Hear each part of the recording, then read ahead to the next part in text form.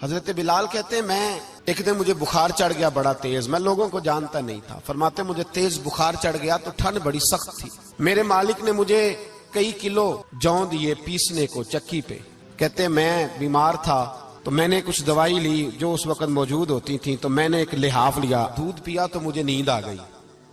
جب میں سویا تو میرا مالک آ گیا، اس نے آ کر کے مجھے سوئے ہوئے دیکھا تو کھینچ کر کمبل اتارا، رضائی اتاری، لحاف اتارا، کہنے لگا اب تیری سزا یہ ہے کہ تو کھلے میدان میں بیٹھے گا، وہاں چکی پیسے گا، اور دوسری سزا یہ ہے کہ تجھے قمیض پہننے کی بھی اجازت نہیں۔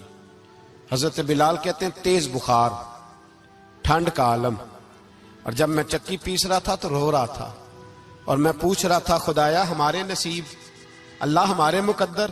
سیدنا بلال حبشی رضی اللہ تعالیٰ عنہ فرماتے ہیں میرے دروازے کے قریب سے رسول پاک گزرے اور مجھے ہائے ہائے کرتے دیکھا تو دستک دی۔ میں نے کہا کون ہے؟ دروازہ کھلے آ جاؤ۔ محبوب اندر آئے تو پوچھنے لگے کیوں رو رہے ہو؟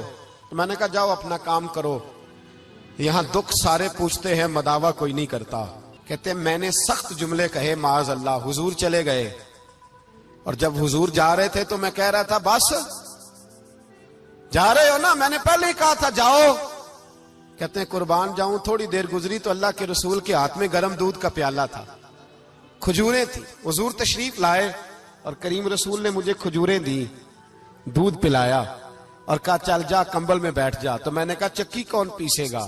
وہ تو بڑا مارے گا۔ کہتے ہیں لوگو، فرماتے ہیں میرے حبیب کے میں قربان جاؤں، مصطفیٰ کریم نے فرمایا تو بیٹھ رضائی میں اور آج تیرے حصے کی چکی میں پیسوں گا۔ کہتے ہیں ساری رات حضور چکی پیستے رہے، سویرے میں اٹھا اور میرے حبیب پاک نے مجھے وہ سارا کچھ دیا اور خود چلے گئے۔ اگلی رات پھر آئی تو حضور پھر آ گئے، مجھے پھر رضائی میں لٹایا، دودھ پلایا اور ساری رات چکی پیسی۔